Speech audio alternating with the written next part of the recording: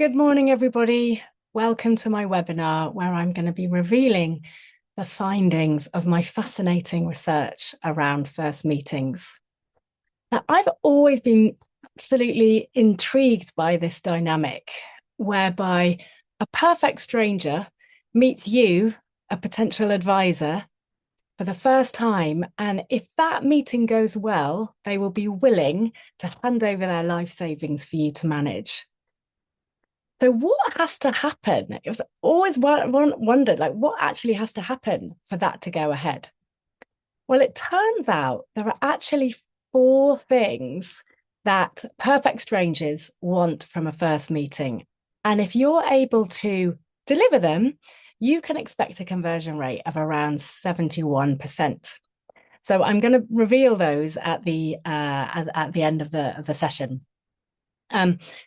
But before then, if we haven't met, my name is Melissa Kidd, and I specialize in helping those in the finance sector to communicate more effectively. At the moment, my particular focus is helping advisors increase their conversions so they can help more people and make more money.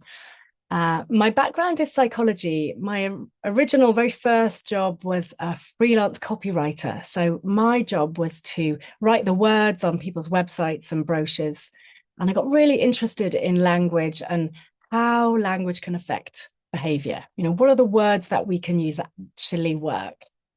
And then I studied psychology and trained to be a coach. And then the PFS found me and said, could you come and talk at one of our conferences? And that's how I got into the finance sector many, many years ago. But I don't want to talk too much about me today. If you'd like to find out more about my background, that's my LinkedIn profile. So do scan that. But what I did want to talk about today was my research. So I'll go over what I did and what I found. I'll share some typical mistakes that I see, which really get in the way of conversion. I'll share some powerful questions that you can ask, which can really help to ease the fee discussion and help to communicate your value. And you can book a call with me if you'd like to take it further and enroll on the mentoring program that I'll talk about at the end. So in terms of what to expect, it is being recorded. So I'll send the replay to all of you who have registered. I'll talk for about 30-ish minutes, but do jot any questions you've got down as we go, and we'll have plenty of time to talk about those at the end. And I will be asking for your input via the chat as we go. So why does this matter? Why should we be spending time thinking about how to refine our skills and our process where first meetings are concerned? Well, I often say that I really believe this meeting is one of the most profitable activities that you can do in a typical week. If you just take a look at the average lifetime value of a client here, and these are pretty conservative figures, they're pretty seismic. And of course, they don't take into account all the referral opportunities that come with clients when you do a good job. Not only that, because you generally do a pretty good job, the churn, the rate that you lose clients is fairly low. So yeah, this is a really profitable hour or so of your time. And therefore, I really think it deserves a lot of time and attention and skill.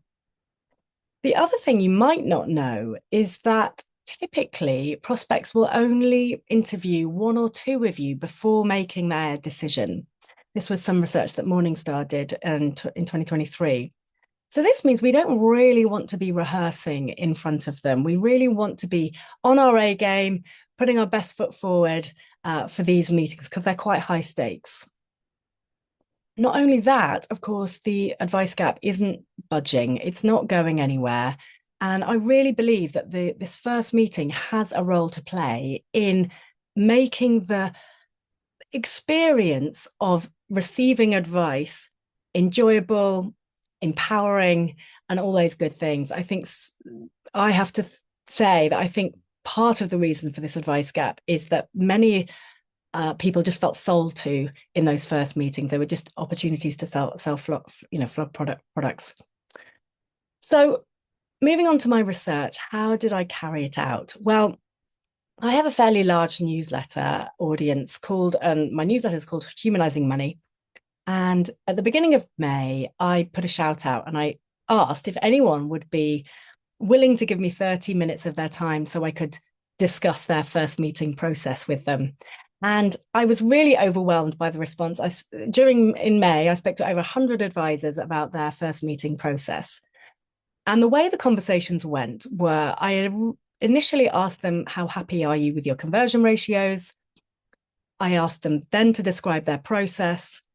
Then, if there were any areas that gave them a sense of they weren't very comfortable in a certain area, I then analysed my data for themes, and then I drew on existing research. There's quite a lot of existing research out there on first meetings, but not loads of people helping you to develop your skills in that area. And so I've used those challenges to create a mentoring program, which I mentioned I'll talk about at the end.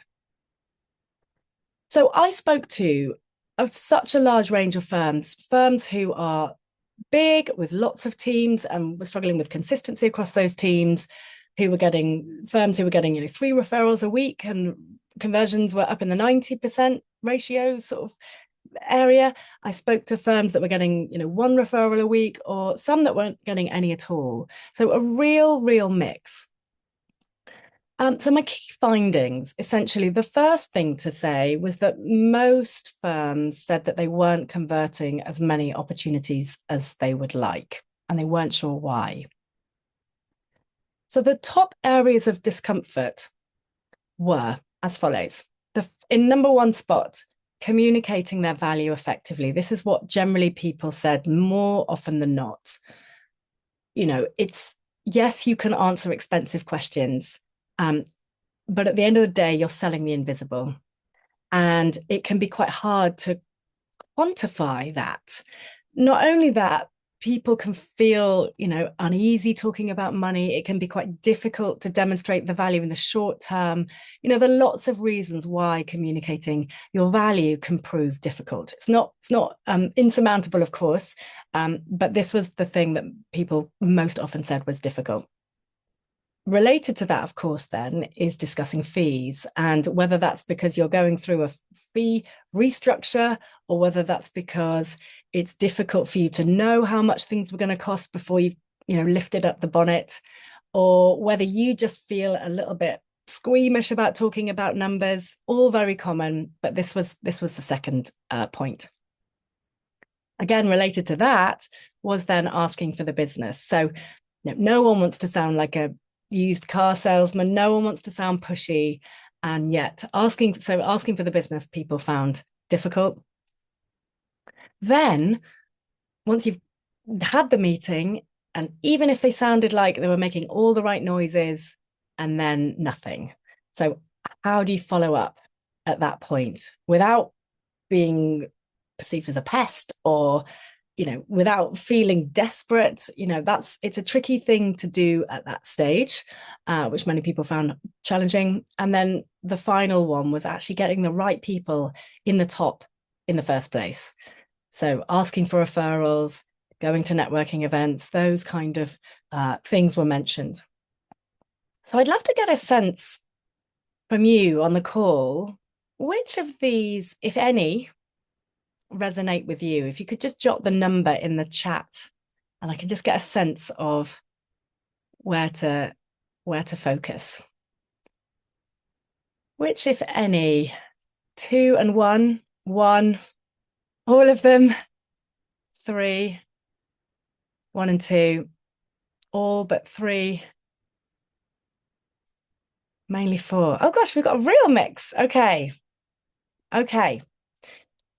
1 and 5, communicating value. Yeah, 5. Yeah. Okay. Thank you. So you might notice that those challenges fall largely towards the end of the process. But actually, there are things that you can do much earlier that can ease some of that discomfort. And many firms are actually missing those steps, or else they're just making some common mistakes, which is what I want to come on to now. So the first mistake is that they get to a first meeting and they're sitting in front of somebody who is an unscreened prospect. And this means that essentially they're a bit harder to convert. So what I mean by a screened prospect is that by the time you're sitting in front of them for that first meeting, you should know what's prompted them to get in touch, and why now, like why is this relevant and why is this important now? And you should see the potential of fit. As we've seen, you want to make sure that you like this person. These relationships are long, and you're going to see them at least once a year, or often more if they're high net worth and your service proposition indicates that, offers that. So you need those three things in place before you sit down in front of them.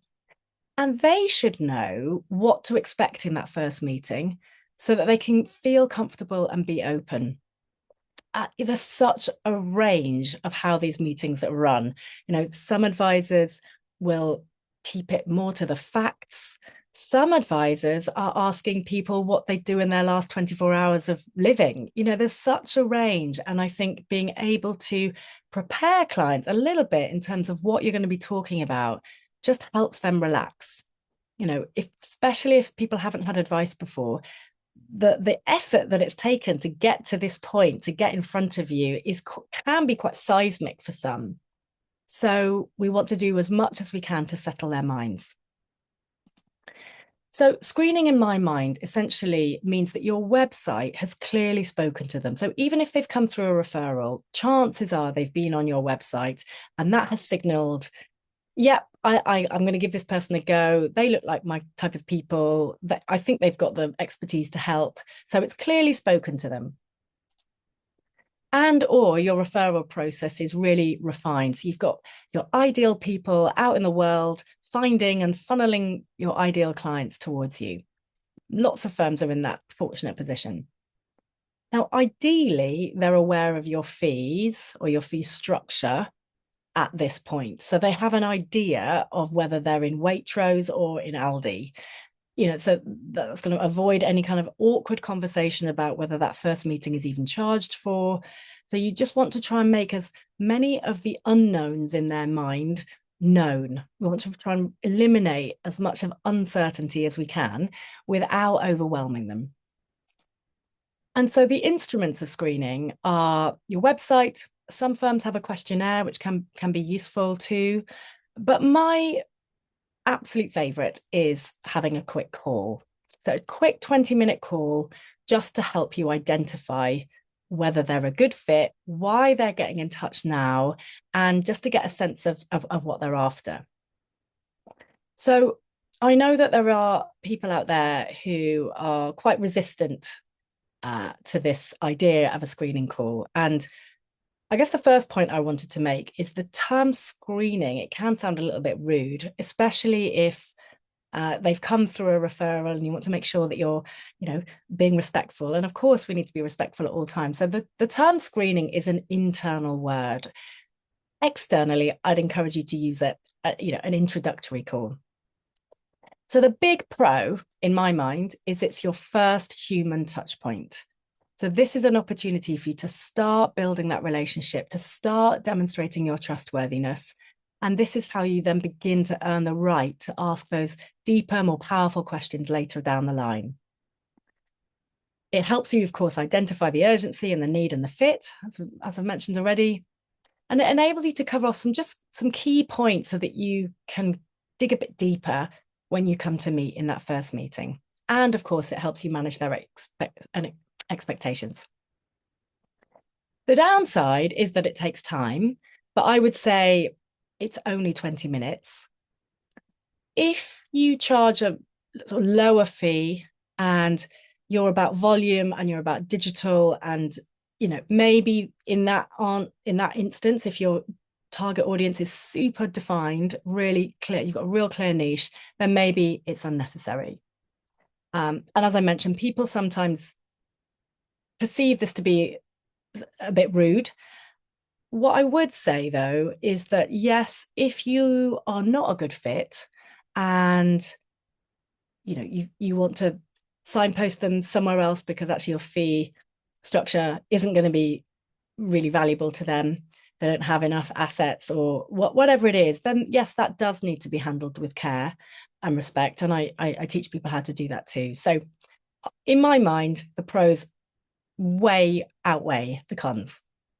So let's turn to the meeting itself. Let's imagine you've had your screening call, they're a perfect client for you, and it's time for the meeting. So your mindset has a really, really big part to play in holding a great first meeting. And I think one of the areas that people struggle is adopting a kind of wrong mindset, or maybe not wrong, but ineffective is probably a better term that I would use. And this can mean that the first impression isn't great, or rapport building is a bit of a challenge. Now, given what I've said about how pressured these meetings can be and how important they are and how profitable they can be, it can be very normal for us to get into this mindset of, oh gosh, I've got to get this right, and I need to make a good impression, and I need to be an expert, and I really need to convert them. And we can get into all this kind of mind chatter. But what we need to remember is that we can pick up people's intentions. These mirror neurons at the front of our in our prefrontal cortex can pick up what people are feeling, and we can sense whether someone's got an agenda. You'll know yourself if someone is trying to sell you something, you immediately feel a little bit defensive. So what we want to be doing is going in there with an intention to connect with this other human being. And once we're in that sort of more sort of fruitful, effective mindset, then our first impression comes across more effectively. Our ability to create a high connection, low pressure environment improves, our questioning improves. So much of first meetings rely on getting into a good mindset. Now, your mindset is also going to really impact how well you are at asking good questions. And unfortunately, many people ask ineffective questions, which can mean that the conversation doesn't flow, or we can damage the rapport, or we stray into an area where we haven't really earned the right yet.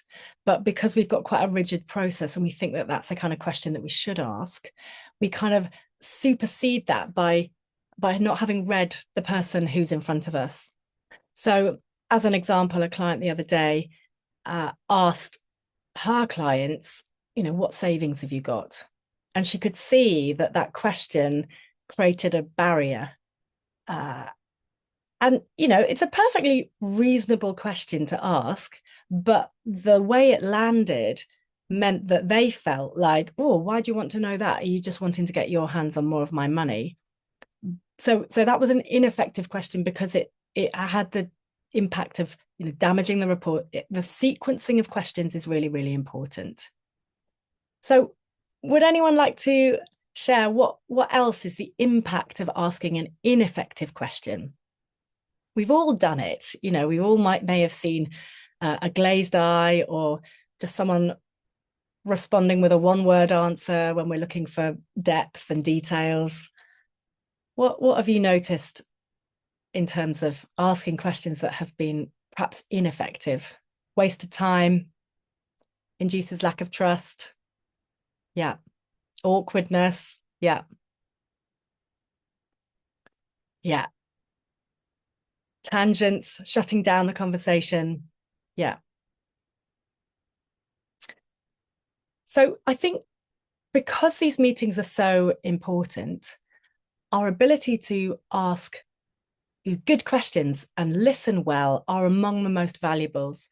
Nick, you've got your hand up, but I can't unmute you because it's a webinar. So if you want to jot your question down, I can answer it at the end.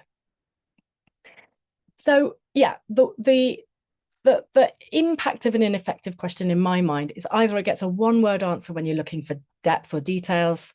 It gets no answer. Like you said, it creates this kind of awkward silence that you're lurching from one awkward moment to the next. Or the question was too big. We've gone too fast, or we've asked a question. I know some people in America really encourage their clients to ask, what was your first money memory? in a first meeting? And that's a good question, but that's a hard question to answer if you've come in thinking that you're going to be talking about tax or pensions. So I think we have to learn about timing and sequencing and being attuned to the person in front of us so that we don't damage this all important rapport. So a few questions that can help demonstrate your value. I'm a big believer and a fan of asking this at the beginning. So what would make this meeting an excellent use of your time? What that's doing is that's signaling that this is your meeting, it's your time. Let's cover off what you deem as a priority first of all. They can have their mind more easily settled to then go into some of those more deeper areas. I love a scaling question. So on a scale of 1 to 10, how financially confident are you feeling? Now, again, you wouldn't start with that question. It's something that you would warm up to. And how would you rate your financial peace of mind? You're just trying to get a sense of where they're at. And then you can go in and ask, well, what would have to happen for it to dial up a couple of notches? Or, why did you choose 6 and not a 5? So you're building on their capacity and the skills that they've already got. I want to help people feel good in these meetings, not daunted or feeling like they should be more knowledgeable than they already are. So yes, as I keep saying, timing and sequencing is really, really important. So related to asking ineffective questions is then not listening enough, and not listening means that we can then leave that meeting without knowing too much about them. And the things that I notice advisors often doing is that they talk too much about themselves, especially at the start. And the other day I was talking to a firm and I was asking about their process, and they said, oh yes, we have this meeting and then we have a first meeting. And when they talked about what I would call the introductory call, they said, oh yeah, this is where we run through our brochure. And then they went on, and I just thought, oh gosh, I can imagine that that's just kind of a one-way broadcast. I mean, I might be wrong, but it's just, I think these are opportunities to just learn as much as we can about the client. So they talk too much about themselves, especially at the start. They talk too much about technical topics. Totally understandable. You've spent so many years and had extensive technical training, and yet what we have to learn to do is just curb our enthusiasm around those topics, and we can talk about those later, but try not to overwhelm our initial prospects with a lot of technical detail. Or they use too much technical language, and again, often this is these are just the waters that you swim in. Often you don't even know that you're using jargon, but there is a real big gulf between what often we're saying and what people understand. And we want to try and narrow that as much as possible. And language has a big role to play in how we do that. So Morningstar, the research I mentioned earlier, they carried out more extensive research than I did. And they were looking at, why do they actually hire their advisor? Why do prospects hire their advisor? What is the difference that makes the difference? And what they found was that people often listed more emotional reasons than financial reasons in terms of hiring their advisor. So what do we mean by emotional reasons? Well, this is what they said, that actually the top spot was people want help because they feel uncomfortable handling their affairs, their issues. But actually, if you look here, you see the quality of the relationship with the advisor is in the second spot, and the quality of the communication is in the third spot. So I know you probably hear about build rapport. What we're learning now from neuroscience is that actually when you are in strong rapport with somebody, your brain's actually syncing up. So, well, why does that matter, you might think? Well, why that matters is because the person that you're in rapport with is then more accepting, and they're more receptive to what you're saying. So you're not having to convince, you're not having to persuade, just by the nature of you building that rapport with the other person and not rushing past it, by taking the time to actually, attune to each other, your brains are then syncing up. And then we see actually that actually is really important in terms of how well this meeting goes. I think there's some other research out of Princeton University in America that showed in psychotherapy, it's about the relationship with the therapist that is what drives the outcomes. It's not the level of qualification or the extensive experience that the therapist has. It's about their ability to strike and maintain rapport with their client. So, these are often termed soft skills. And I think sometimes that gives the impression that they are sort of a poor cousin to the technical skills. But these are really make or break skills, particularly in the first meetings. So hopefully you see now that if you're clear and confident in those initial steps, then the next part of the process is much easier. So that's when, we're talking about value, we're discussing fees, we're asking for the business, we're managing to handle any objections that might come up, and we're able to follow up. So that's why it's important to get those earlier points and skills honed. And so the fifth mistake that I noticed firms lack really is this simple process to convert clients using psychology.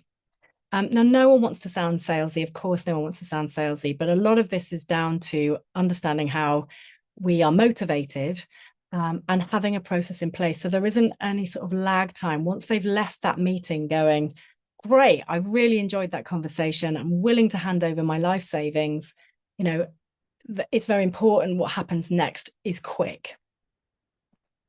So this is what I teach in the Finesse Your First Meeting mentoring program. I'll just talk about this now for a few minutes. So I've split it into what happens before, during, and after a typical meeting. So in those first, the first part, we're really looking at your target audience. Who is it that you work well with? Who do you want to work well with? How do you create that strong first impression? So many advisors over-index on their competence, and actually I'm working with them to dial up their warmth. We need competence and warmth in those early moments. How you then actually hold these calls, how you ask those filtering questions, just conversationally, how you send out the pre and post comms, and then how you then set up the next meeting. And of course, how to politely part ways if you're not a good fit. You don't want to be spending an hour with someone when really you could have spent 20 minutes and realized, you know what, there are other people out there who are better suited. So if you don't have that step in your process, this is kind of in a box ready to go. Then we look at actually your first meeting skills. So getting into the right mindset. How warm is your welcome? Again, those first impressions, really, really important. We call them threshold moments because emotions are running high. There's a lot of uncertainty. You can make a really big impact if you get those first moments right. Then we're looking at how you create this high trust, low pressure environment. Again, questions. We spend a lot of time on questions and listening. Of course, there's no point in asking a good question if you don't then listen to the answer. That then gives you the foundation to talk about your value, how you then manage expectations. So, it's really important that if people haven't had advice before, that they understand market volatility and they understand how risky it is to run out of money. And they understand that by nature, human beings are terrible investors. I think I heard someone say the other day that if you were going to design a poor investor, you would design a human. We're not good. When the markets tank, we want to sell. And so part of your value is, standing between them and an expensive mistake. So how you communicate all that is really important. Then, of course, we'll spend plenty of time discussing fees, explaining your process, asking for the business. If you get any objections, how you would handle them, and then looking at, how you're creating those lasting impression. And all of those comes with lots of resources and checklists and scripts and samples and stories. And then lastly, done a really good meeting, how do you then follow it up? So how do you use language to capitalize on that momentum, making sure that they really feel like you have understood them? And what do you do if you get ghosted? So I think it's unlikely if you follow all these steps, but of course it seems to be happening more and more. I keep reading about this and hearing from clients that, you know, they're making all the right noises in these meetings and you think it's absolutely dead cert and then absolutely crickets. So I've got some phrases actually that have seen next day responses, basically using psychology. So yes, you can have those as well. So in terms of how you'll get quick results, I've designed it so that you've got self-paced modules that you work through at your own time.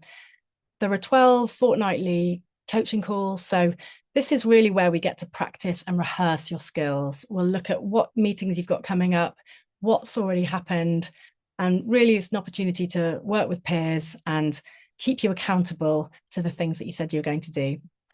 And we also have 2 face-to-face training days. So one is in London in October and one is in Cheltenham in January. So the face-to-face training days are every 3 months. So I said at the beginning that there were 4 things that Perfect Strangers wanted from a first meeting. And if you can deliver them, you can expect a conversion rate of 71%. So what are those 4 things? Well, this was vouched for as research, and they found that prospects who couldn't have felt more comfortable being open. So this is all about getting in that right mindset, building that rapport, had an in-depth discussion around their motivations. So you really didn't, you know, spend too much time on the technical stuff. You really understood them. You had really good questioning skills and listening skills. Who couldn't have been clearer on how the advisor would help. So they had a really slick way of explaining their process, where the gaps were, and learned a lot. So that could be about markets, it could be about themselves, had a conversion rate of 71%. So that's, hopefully you can see that in the program, that's what we're looking at doing. So just to recap, this is one of the most profitable activities you can do. And to run these meetings well, you need honed skills. And of course, you know, for your prospects, it's potentially one of the most life-changing meetings that they can have too. When you've got a really good advisor next to you, you know, they're really instrumental in your life running more smoothly. So in terms of the cost, it's 1,350 per head. You can pay in installments, or if you're in a team wanting to join, I can do a group discount for you. So you can see that just getting one client will pay for itself. And yeah, I will guarantee you one new client through the program. So hopefully that will help you decide that it's worth the investment. So if you'd like to join, then please scan that QR code and book a call. I do want to make sure, because I'm giving you that guarantee, that you're a good fit for the program. And yeah, that price will stay until the 1st of September. I've got 8 places available. And the first 5 that join will get my ACE Your Annual Review pack. It's certainly one of the things that came up a lot in the research, is that just how long firms are spending on their reviews. And I know that AI is coming and promising to reduce the amount of time spent on the review process, but you know, those review meetings are of course really, really important. So we'll take some time for questions in a moment, but before I leave you with a quote, I just wanted to readdress the fact that these things that many of you found difficult are going to be addressed in the mentoring program. That's why I designed it, to address those things, because yeah, first meetings are really important for everybody.